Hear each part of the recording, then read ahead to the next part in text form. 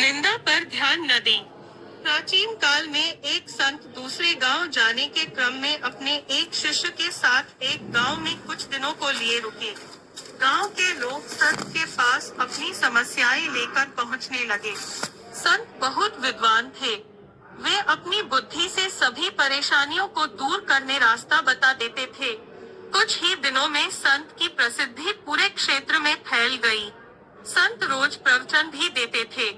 उनके उपदेश सुनने के लिए गांव में दूर दूर से लोग आने लगे। संत की बढ़ती प्रसिद्धि को देखकर गांव के एक पुजारी को जलन होने लगी।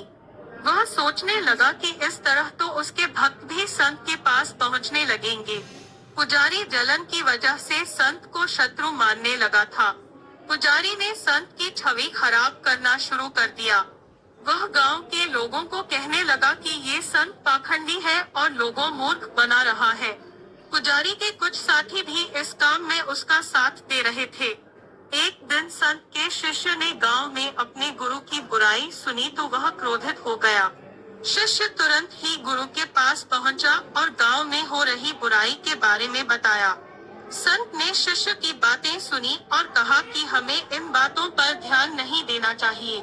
अगर हम उस पंडित से वाद विवाद करेंगे तो भी ये बातें चलती रहेंगी। जिस तरह हाथी पर कुत्ते भौंकते हैं, लेकिन हाथी अपनी मस्त चाल में चलते रहता है, ठीक उसी तरह हमें भी ऐसी बुराइयों पर ध्यान नहीं देना चाहिए। अपने काम में मन लगाना चाहिए। संदेश: यह जरूरी नहीं कि हर व्यक्ति आपके पक्ष में हो। समाज में कुछ लोग हमारे पक्ष में होते हैं तो कुछ विपक्ष में भी होते हैं।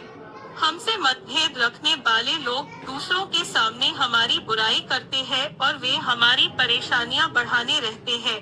ऐसी स्थिति में हमें निंदाओं से विचलित हुए बिना अपना काम करते रहना चाहिए।